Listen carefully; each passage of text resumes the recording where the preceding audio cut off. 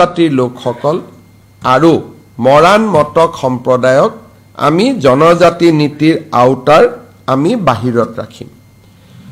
কেবিনেটে আজি চাহ জনগোষ্ঠীৰ লোকসকলক মাটিৰ পট্টা দিয়াৰ বাবে মই মৰিয়নিত যি ঘোষণা কৰিছিলোঁ তাৰ সম্পৰ্কত আজি কেবিনেটত ডিটেইলছ আলোচনা হয়। আমি দেখা পাওঁ যে যদি অসমৰ লেণ্ড সিলিং একখন আমি এমেণ্ড কৰোঁ তেতিয়াহ'লে আমি 2,90,000 বিঘা মাটি 2,90,000 বিঘা মাটি আমি চাহ জনজাতি লোকসকলৰ মাজত বিতৰণ কৰিব পাৰিম। আৰু কিমানে মাটি পাব? প্ৰায় 4 লাখৰ ওচৰ চাহ জনজাতি পৰিয়ালে এই মাটিখিনি পাবলৈ সক্ষম হ'ব। মাটি হ'ল প্ৰায় 3 লাখ বিঘা, পৰিয়াল হ'ল 4 লাখ। আৰু এই কামটো যদি আমি কৰিব পাৰোঁ তেতিয়াহ'লে 75 বছৰৰ পিছত এটা ডাঙৰ লেণ্ড নীতিৰ ওপৰত এটা ডাঙৰ পৰিৱৰ্তন আনি আমি এটা সামাজিক লক্ষ্যত উপনীত হ'ব পাৰিম। কেবিনেটে আজি আমাৰ প্ৰস্তাৱক ইন প্ৰিন্সিপল অনুমোদন দিয়ে।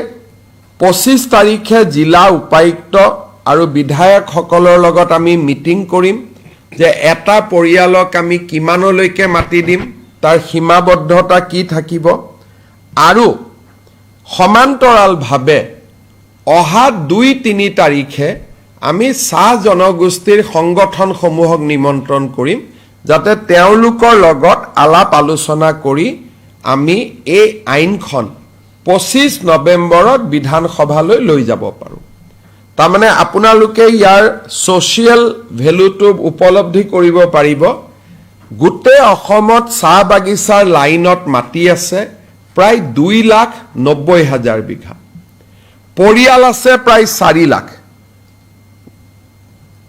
যদি এই কামটো কৰিব পৰা যায়, য'ত নেকি আজি কেবিনেটে অনুমোদন দিছে, যদি আমি কৰিব পাৰোঁ এটা ডাঙৰ সামাজিক লক্ষ্যত আমি উপনীত হ'ব পাৰিম। আজি আমাৰ কেবিনেটত আৰু এটা গুৰুত্বপূৰ্ণ সিদ্ধান্ত গ্ৰহণ কৰা হয়। 1983 চনত নেলিত এটা নৰসংহাৰ এটা সংগঠিত হৈছিল আৰু তেতিয়া তিৱাৰী কমিশ্যন বুলি ৰাজ্য চৰকাৰে এটা কমিশ্যন গঠন কৰি দিছিলে। কিন্তু আজিলৈকে কমিশ্যনৰ ৰিপৰ্ট বিধানসভাত দিয়া হোৱা নাছিলে।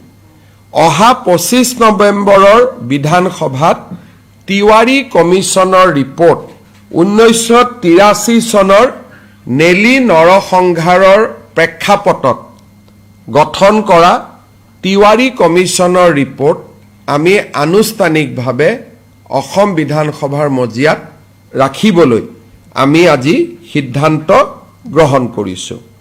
এনেধৰণে আজি আমাৰ কেবিনেটত এই গুৰুত্বপূৰ্ণ সিদ্ধান্তকেইটি হয়। আৰু তাৰ উপৰিও কেবিনেটত আজি জুবিন গাৰ্গৰ সমাধিক লৈও বা জুবিন ক্ষেত্ৰক লৈও এটা অনানুষ্ঠানিক আলোচনা হৈছিলে। আমি DC কামৰূপ মহানগৰ আৰু সোণাপুৰৰ স্থানীয় ৰাইজৰ মাজত আলোচনা কৰি এই গোটেই সমাধি ক্ষেত্ৰখনক এটা ব্যৱস্থিত ৰূপলৈ আনিবলৈ আজি আমি DC কামৰূপ মহানগৰক পৰামৰ্শ দিছোঁ।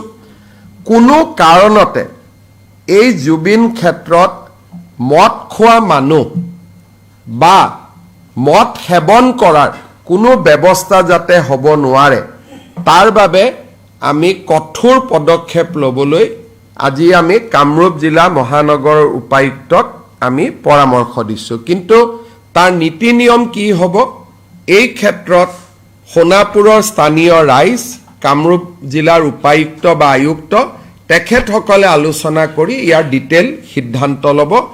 আমি মাত্ৰ অন প্ৰিন্সিপল কৈছোঁ যে জুবিন গাৰ্গক যাতে যিকোনো কাৰণতে মদৰ লগত তেখেতৰ যাতে ইমেজ 100 বছৰ পিছত নতুন প্ৰজন্মৰ মাজত এজন গায়ক হিচাপে আমি ৰাখিব পাৰোঁ, সংগীতজ্ঞ হিচাপে ৰাখিব পাৰোঁ, সাংস্কৃতিক সম্পদ হিচাপে ৰাখিব পাৰোঁ, জাতিৰ সম্পদ হিচাপে ৰাখিব পাৰোঁ, 100 বছৰ পিছত যাতে কোনো এজন ডেকা লৰাই নতুন প্ৰজন্মই ক'ব নোৱাৰে যে মদৰ লগত জুবিন গাৰ্গৰ সম্পৰ্ক কি আছিল। কাৰণ ই সঁচাও নহয়, তেওঁ 24 ঘণ্টা মদ খাই কেতিয়াও থকা নাছিল। এইটো এটা ভুল ধাৰণা এটা এছাম লোকে গৈ সোণাপুৰত সৃষ্টি কৰিব খুজিছে। তাৰ বিৰুদ্ধে চৰকাৰে কঠোৰ পদক্ষেপ ল'বলৈ সিদ্ধান্ত গ্ৰহণ কৰিছে। কাৰণ আমি জুবিনক শিল্পী হিচাপে জীয়াই ৰাখিব খোজো, সাংস্কৃতিক সম্পদ হিচাপে জীয়াই ৰাখিব খোজো। জ্যোতি বিষ্ণু ভূপেন হাজৰিকাক অসমৰ ৰাইজে যেনেকৈ জীয়াই ৰাখিছে তেনেকৈ আমি জুবিন গাৰ্গক জীয়াই ৰাখিব খোজো। যাতে জ্যোতিপ্ৰসাদক যেনেকৈ আজিও মানুহে মনত ৰাখে, বিষ্ণুপ্ৰসাদ ৰাভাক যেনেকৈ মনত ৰাখে, বিষ্ণুপ্ৰসাদ ৰাভাই কেতিয়াবা মদ খাইছিল নাই খোৱা তাক মানুহে আলোচনা নকৰে, ভূপেন হাজৰিকাই মদ খাইছিল নাই খোৱা তাক কেতিয়াও মানুহে আলোচনা নকৰে। তেওঁলোকৰ পৰিচয় হৈছে অসমৰ সাংস্কৃতিক জীৱনলৈ দি যোৱা বিশাল অৱদান। আমি জুবিন গাৰ্গকো তেনেকুৱা এজন নমস্য ব্যক্তিৰ শাৰীলৈ লৈ যোৱাটো প্ৰতিজন অসমীয়াৰ দায়িত্ব। এছাম লোকে যি এক উদ্ভণ্ডালী পৰিৱেশ সৃষ্টি কৰিছে তাৰ বিৰুদ্ধে চৰকাৰে DC কামৰূপ আৰু গুৱাহাটীৰ পুলিচ আয়ুক্তক কঠোৰ হ'বলৈ নিৰ্দেশ দিছে। কেবিনেটত মোটামুটি আজি লোৱা সিদ্ধান্ত এইকেইটা। Sir, can you please repeat the cabinet meeting in English? It will be difficult. You have to translate yourself because it will be. Very important that child policy. So we are relaxing 2 child norms so far as tribal people are concerned, tea garden people are concerned, Moran and Motok community are concerned because they are micro community. If we restrict on their population, so they may cease to exist after 50 years. So we have taken opinion from various social scientists and we have come to the conclusion that our strict population control policy need to be relaxed so far as these 4 communities are concerned. Sir, 6 জনগোষ্ঠীৰ যিটো জনজাতিকৰণৰ যিটো বিষয় সেই বিষয়টো সেইদিনাখন আপোনাৰ tribal সংঘই কৈছিল যে আহোম যিটো জাতি সেই জাতিটো খোৱাব নালাগে। চাওক, আমি ইয়াৰ ওপৰত কমেণ্ট নিদিওঁ। মন্ত্ৰীসভাৰ কমিটিয়ে প্ৰতিবেদন দিব আৰু প্ৰতিবেদনত আপোনালোকে চৰকাৰৰ ভিউজ বুজি পাব। চৰকাৰৰ লক্ষ্য এটাই যে এই সমস্যাটোৰ ইতিবাচক আৰু শান্তিপূৰ্ণ সমাধান হ'ব লাগে। গতিকে চৰকাৰে গোটেই পজিটিভলি সকলোৰে ভিউজবিলাক ইনকৰ্পৰেট কৰি এখন প্ৰতিবেদন দিব বিধানসভাত। বিধানসভাত সকলো দল থাকে, এইটো বিজেপিৰ সমস্যা নহয়, সকলো দলৰ সমস্যা। গতিকে সকলো দলে বিধানসভাৰ মজিয়াত তাক আলোচনা কৰিব পাৰিব।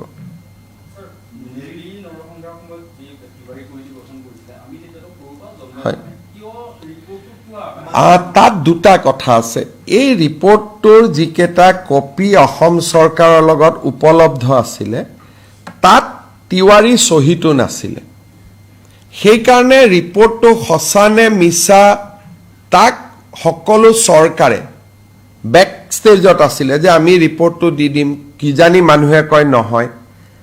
আমি এই ৰিপৰ্টটো লিখা সেই সময়ৰ যিসকল ক্লাৰ্ক আছিলে, তাৰ সচিব আছিলে, আমি অফিচাৰ পঠিয়াই বিভিন্নজনৰ লগত ইণ্টাৰভিউ ল'লোঁ।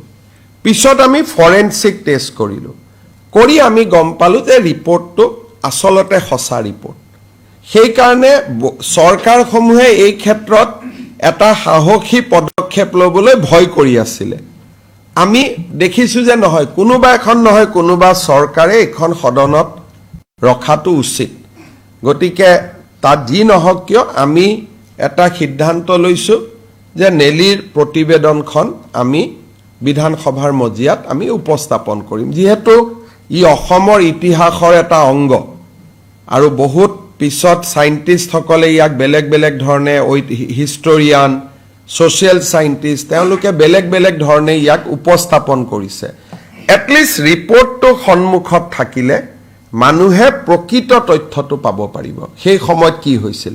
আৰু 83 চনৰ ৰিপৰ্ট এটা 85 চনত চৰকাৰক দিছিলে, সেই সময়ৰ পৰিৱেশটো সম্পৰ্কে আমি উঠি অহা প্ৰজন্মকো আমি জনাব পাৰিম হয় ছাৰ 10 নৱেম্বৰত যিহেতু আপোনাৰ গুৱাহাটীত লগতে সমগ্ৰ অসমত এক গণসমাৱেশ হ'ব বুলি কৈছে ট্ৰাইবেল সংঘৰ ফালৰ পৰা যে আপোনাৰ আপুনি এই ইস্যুটোত কিয় লাগি আছে যেতিয়া মই নিজেই কৈছোঁ যে ইতিবাচক আৰু পজিটিভলি সকলোৰে আকাংক্ষাক সন্মান জনাই আমি বিধানসভাত এটা ৰিপৰ্ট দিম এতিয়া যদি বিধানসভাৰ ৰিপৰ্টটো দিয়াৰ পৰিৱৰ্তে মই যদি আপোনাক এই ৰিপৰ্টটো কওঁ কালি মোৰ ওপৰত যদি কোনোবাই প্ৰিভিলেজ মোচন আনে মই কি উত্তৰ দিম হয় গতিকে আমাৰ এটা লাইনৰ উত্তৰ যে 25 নৱেম্বৰত ৰণোজ পেগু তাৰ অধ্যক্ষ সকলো জাতি জনগোষ্ঠীৰ আশা আকাংক্ষাক সন্মান জনায় হয় 6 জনগোষ্ঠী হওক জনজাতীয় লোকসকল আমি এখন প্ৰতিবেদন দাখিল কৰিম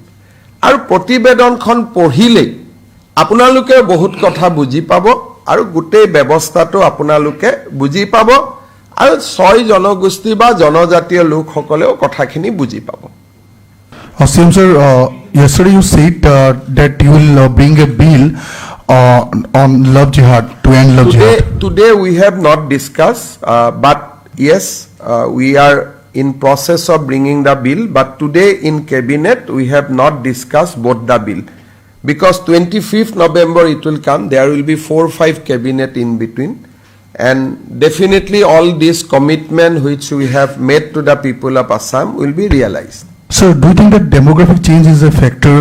Today I am just briefing the cabinet decision, and in this cabinet we have not discussed those 2 bills. নিযুক্তিখিনি বৰ্তমান অসমৰ পৰিৱেশটোৰ কাৰণে আমি অলপ অপেক্ষা কৰিছিলোঁ 1 তাৰিখৰ পৰা ডিপাৰ্টমেণ্টবিলাকৰ লটাৰী আৰম্ভ হ'ব কোন ডিপাৰ্টমেণ্টত যাব ইন দি মিন টাইম প্ৰাথমিক শিক্ষকৰ ৰিজাল্ট এটা দিব বাকী আছে গতিকে অক্টোবৰৰ ভিতৰত প্ৰাথমিক শিক্ষকৰ 5000 পোষ্টৰ ৰিজাল্টটো হ'ব গতিকে মই ভাবোঁ যে নৱেম্বৰ মাহত আমি নিযুক্তিবিলাক দিব পাৰিম গতিকে ইয়াত নিযুক্তিৰ 2-3টা প্ৰক্ৰিয়া আছে প্ৰথম এডিআৰই ৰিজাল্টটোক আমি ডিপাৰ্টমেণ্টক দিব লাগিব ডিপাৰ্টমেণ্টে আকৌ পোষ্ট চাই পোষ্টিং অৰ্ডাৰ বনাব লাগিব গতিকে প্ৰায় 15 দিন আমাক সময় লাগে এইকেইটা দিন অসমৰ পৰিৱেশৰ কাৰণে কোনেও অফিচত কাম কৰিব পৰা নাছিল সবৰে এটাই টপিক চলি আছিল হেতু কাৰণে আজি কালিৰ পৰা আমি কামত হাত দিম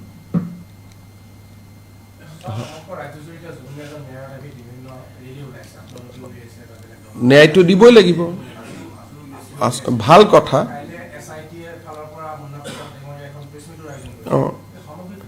পৰিৱেশটো একো নাই যে আমি ইয়াত ব্লেম গেম কৰি কি লাভ হ'ব চাৰ্জশিট আমি দিমেই ন্যায়ালয়ে ন্যায় দিব গতিকে ইয়াত যিসকলে আন্দোলন কৰে বা ন্যায়ালয়ক আমি বিশ্বাস নকৰোঁ তেওঁলোকৰ কাৰণে এইটো সমস্যা বিজেপি ওলাই আছে ন্যায়ালয়ৰ ওপৰত আমাৰ বিশ্বাস আছে গতিকে যিসকলে ন্যায়ালয়ক বিশ্বাস নকৰে তেওঁলোকে এই ধৰণৰ ব্যৱহাৰ কৰি থাকিব কিন্তু অসম চৰকাৰ বা মোৰ বিশ্বাস আছে যে এছআইটিয়ে ভাল কাম কৰিব আৰু ৰাইজে যি বিচাৰে এছআইটিয়ে সব কৰিছে সিংগাপুৰ যাব লাগে ঘটনাস্থলীত যাব লাগে দ্বিতীয়বাৰ পোষ্টমৰ্টেম কৰিব লাগে যিমান পৰামৰ্শ দিছিল আমিতো সব কৰিছো এটা পৰামৰ্শ দিয়া মানুহবিলাকে আকৌ আন্দোলন কৰিব খোজে কিন্তু তেওঁলোকৰ যদি কিবা কথা আছে জাষ্টিস সৌমিত্ৰ শইকীয়া আয়োগকহে জনাব লাগে আমাৰ প্ৰচেছন কি বিজেপিৰ প্ৰচেছন সিম্পল ন্যায়ৰ ওপৰত আমাৰ বিশ্বাস আছে এছআইটিয়ে পানী নখৰকা অভিযোগনামা দিয়ক আমাৰটো সিম্পল দুটা কথা আৰু ন্যায়টো তেনেকৈ পায় বেলেগ ধৰণেতো ন্যায় নাপায় গতিকে যিসকলে কৈ আছে ন্যায় লাগে মুখ্যমন্ত্ৰীও কৈ আছে ন্যায় লাগে মইতো জুবিন অনুৰাগী গতিকে আমি সকলোৱে কৈ আছো ন্যায় লাগে কিন্তু ন্যায় দিব কোনে যোনে আদালতত ন্যায়াধীশৰ আসনখনত বহি আছে আৰু তাত অভিযোগনামা কোনে দিব এছআইটিয়ে দিব এছআইটিয়ে ইতিমধ্যে প্ৰতিশ্ৰুতি দিছে যে নিৰ্ধাৰিত সময়ৰ ওপৰত আমি অভিযোগনামা দিম এতিয়া দুই এজনে চিন্তা কৰি আছে যে যদি অভিযোগনামা দি দিয়ে এইটোতো ডাঙৰ ঘটনা হ'ব, ন্যায় পাই যাব। সেইকাৰণে দুই এজনে SITক দিগদাৰি কৰিব চেষ্টা কৰি আছে যাতে জুবিনে ন্যায় নাপায়। ইটো প্ৰশ্ন কৰে, সিটো প্ৰশ্ন কৰে, কোনোবাই কয় CBIক দিব লাগে, অমুকক দিব লাগে। কিছুমানে চেষ্টা কৰি আছে যাতে জুবিনে ন্যায় নাপায়। কিন্তু মই জুবিনৰ প্ৰচণ্ড অনুৰাগী, গতিকে মই ন্যায় দিয়াৰ ক্ষেত্ৰত মই কোনো ক্ষেত্ৰতে কম্প্ৰমাইজ নকৰোঁ। কাৰণ মই জুবিনৰ নতুন অনুৰাগী নহয়। যিসকল জুবিনৰ নতুন অনুৰাগী হৈছে মৃত্যুৰ পিছত, তেওঁলোকে ইয়াত বিধি পখালি দি আছে। এতিয়া আপোনালোকে চাওকচোন, জুবিনৰ বোলে ধৰ্ম নাই, জাতি নাই, তাৰমানে জুবিন অসমীয়া নহয় নেকি? জাতি নাই বুলি ক'লেতো তেওঁ অসমীয়াত্বটো হেৰাই যাব। এই বাওঁপন্থী লোকসকলে কি উলিয়াই আছে? মোৰ ধৰ্ম নাই, মোৰ জাতি নাই, মই মুক্ত। তাৰমানে কি জুবিন অসমীয়া নহয়? হিন্দুটোতো লৈয়ে গ'ল, লগত এতিয়া অসমীয়াটোও লৈ যাব নেকি আপোনালোকে? ধৰ্মটো মানি ল'লো, ধৰ্ম নাই, এটা জাতি নাই বুলিও কম নেকি? জুবিন অসমীয়া হয়নে নহয়? হয়নে নহয়? আপোনালোকে মানে নে নাই? এটা জাতি নাই বুলি ক'লেতো তেওঁৰ অসমীয়াও নোহোৱা হৈ যাব। কোনোবা অসমীয়া ৰেডি আছে এইটো মানি ল'বৰ কাৰণে? কাঞ্চনজংঘা চিনেমাৰ ডাইলগ লৈ এতিয়া জুবিনক অসমীয়াও নোহোৱা কৰি দিব। হিন্দু নোহোৱা কৰিলে এতিয়া অসমীয়াও নোহোৱা কৰি দিব। দুদিন পিছত মানুহে ক'ব এওঁতো ধৰ্মও নাই, জাতিও নাই। আজি কৈ আছে ধৰ্ম নাই, কালি নেক্সট লাইনটোতো মানুহ যাব জাতি নাই বুলি। গতিকে জুবিন এজন হিন্দু, ধৰ্ম আছিলে, জুবিন এজন অসমীয়া, তেওঁ জাতি আছিলে। দুইটা নাই বুলি কেনেকে ক'ব? আপোনালোকে মোক কওকচোন। গতিকে এই ধৰণে এছাম লোকে উন্মাদৰ দৰে ব্যৱহাৰ কৰি আছে। বাওঁপন্থী লোকসকলে উন্মাদৰ দৰে ব্যৱহাৰ কৰি আছে। গোটেই গাত শিৱৰ এটা মস্ত টেটু, মোৰে নাই। মোতকৈতো জুবিন বেছি ডাঙৰ শিৱ ভক্ত, মোৰতো গাত একোৱে নাই। জুবিনে ইমান ডাঙৰ শিৱৰ ফটো ৰাখি থৈ দিছে, কয় ধৰ্ম নাই। জুবিনে অসমীয়া অসমীয়া বুলি চিঞৰি থাকিলে কয় জাতি নাই। কেনেকে হ'ব মোক কওকচোন? সেইকাৰণে 30 দিন মই মতা নাছিলোঁ। এতিয়া প্ৰত্যেকটো কথাৰ আমি জবাব দিম। আৰু মানুহেও গম পালে, ফিল্ডত বিজেপিৰ মানুহ নলবাৰী মঙলদৈ প্ৰমাণ কৰি দিলে যে জুবিনৰ অনুৰাগী বুলি ক'লে হাজাৰ হাজাৰ অকল বিজেপিয়ে আছে, ওলাব পাৰে বিজেপিয়ে, বাকী নাই বুলি মই কোৱা নাই। কিন্তু আমি যে বিজেপি ক'তো ৰখাই দিব আমাক নোৱাৰে, এইটোতো আমি ৰাজপথত প্ৰমাণ কৰি দিলোঁ যে বাওঁপন্থীৰ ওচৰত আমি নতি স্বীকাৰ নকৰোঁ। আৰু এইবিলাক ভাল মানুহে কৰি থকা নাই, চব বাওঁপন্থীবিলাকে। স্যাৰ কোন আপুনি যিখিনি বাওঁপন্থী মইতো স্পষ্টই মই কৈ থাকোঁ। এজনে এতিয়া আপোনালোকক স্পষ্ট ক'লে এতিয়া দুখ পাব। দেৱালীত বম ফুটোতে কষ্ট পালে, কালি প্ৰেছ ক্লাবত চবেই ধৰি বম ফুটাই দিলে। এতিয়া আপোনালোকক ডাইৰেক্ট ক'লে আপোনালোকে বেয়া পাই যে দাদা CM-এ মাতি আনি আমাকে বেয়াকৈ কয়, হয় নহয়? দেৱালীত বম ফুটাওঁতে এজন এডিটৰে TV ষ্টুডিঅ'ত বহি ইমান তালাফাল কৰিলে, তাৰ খঙতে পিছদিনা চবে বুজাই দিলে ই অসমৰ অভিভাৱক কেনেকে। কালি সেইখন পেপাৰৰে যেতিয়া মানুহ ইলেকশ্যনত জিকিলে, তেওঁৱে বজাই দিলে বম। তাৰমানে আপোনালোকে নিজে চিন্তা কৰক যে জুবিনক লৈ কেনেকুৱা ধৰণৰ এটা সস্তীয়া পৰিৱেশ এটা অসমত নিৰ্মাণ কৰা হৈছে। প্ৰথম দিনাখন হুলস্থুল, কিয় বম ফুটালে? ভাল কথা, ফুটাব নালাগে। মইতো কৈছিলোঁ অকল বৰপেটা, মইতো বাকী একো কোৱাও নাছিলোঁ। ফুটালে, কালি গৈ প্ৰেছ ক্লাবৰ ইলেকশ্যনত তেওঁলোকৰ মানুহ জিকিলে বোলে, দিলে বম ফুট। এতিয়া সেইটো কথা ক'লে ক'ব যে মুখ্যমন্ত্ৰীটো সাংবাদিক বিৰোধী, হয় নহয়? এতিয়া মইতো মোৰো দোষ এটা মুখেদি ওলাই যায়, সঁচা কথাবিলাক কি ক'ম মই। আৰু খবৰবিলাকো মোৰ তাতে আহি যায়। বম ফুটোতেই মোলৈকে খবৰ পঠাই দিছে ফটোৰ সৈতে যে প্ৰেছ ক্লাবত বম ফুটি আছে। তাৰমানে অসমৰ মানুহক মানসিক চবে খালি হিন্দুৰ উৎসৱ কেইটাকে টাৰ্গেট কৰে। আপোনালোকে চাব, এইবোৰ মানুহে এদিনো বেলেগ উৎসৱৰ কথা নক'ব, অকল আমাৰ উৎসৱ কেইটাৰ পিছতে লাগে। সেইটোৱে মোৰ দুখ লাগে। আমাৰ মানুহে কিমান সন্মান দিছে দুৰ্গা পূজাৰ প্ৰত্যেকটো পূজা মণ্ডপত জুবিন গাৰ্গৰ ফটো কালী পূজা প্ৰত্যেকটো পূজা মণ্ডপৰ সন্মুখত জুবিন গাৰ্গৰ ফটো আমিয়ে জুবিনক সন্মান কৰি আছো আকৌ আমাকে দবাই থাকে এটো কেনেকে হ'ব পাৰে বোলে ধৰ্ম নাই জাতি নাই হাৰি ই অসমীয়াও নাই তাৰমানে ই অসমীয়াও নহয় হিন্দুও নহয় হ'ব পাৰে নেকি কওকচোন এখন সিনেমাৰ হেটো কাঞ্চনজংঘাৰ বিষয়ে কৈছে কাঞ্চনজংঘাৰ ধৰ্ম নাই এটো এটা শৃংগ হয় কাঞ্চনজংঘা জাতি নাই তেওঁ মুক্ত আকাশত আছে গতিকে মই মুক্ত কাঞ্চনজংঘাটোক গৈ পেলাই জুবিন গাৰ্গ বনাই দিলে এটো কাঞ্চনজংঘাৰহে কথা কৈছে গতিকে এই কথাবিলাক আমি ইমান দিন কোৱা নাছিলো এতিয়া লাহে লাহে ক'ব লাগিব নহলে সমাজখন বেলেগ লাইনত গুচি যাব নহয় দুখ লাগে নহয় জুবিনৰ সমাধিত গৈ এনেকে হাফৰত মদ ঢালি দিছে সাধা দিছে ফুল দিব লাগে গৈ পেলাই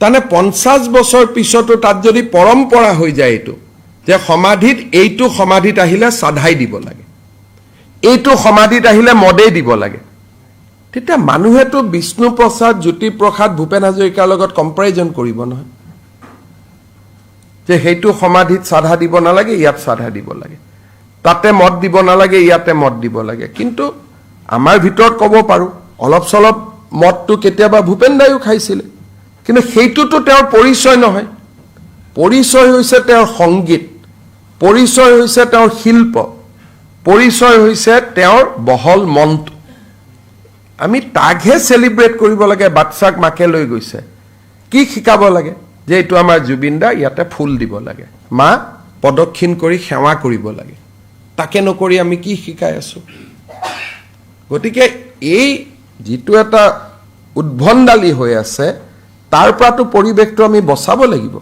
নহলে কালি টুৰিষ্ট এজন আহিলে সবেইটো এতিয়াটো অসমত জুনে আহে সবেইটো জুবিনৰ সমাধিত যাব খুজিব আৰু জুবিনৰ সমাধিত আমি সেইটো দেখুৱাম নেকি ৰাতি 2টা বজাত জুবিনৰ সমাধিত যাব নালাগে নহয় প্ৰয়োজনীয়তা আছে নেকি সূৰ্যৰ পোহৰ হয় 4টা বজাত আমি যাম ৰাতি 2টা বজাত 1টা বজাত 12:30 বজাত এটো কি সংস্কৃতি এটোটো নহব নহয় এটলিষ্ট মই মুখ্যমন্ত্ৰী থাকালে কেটো নহব ঠিক আছে বহুত বহুত ধন্যবাদ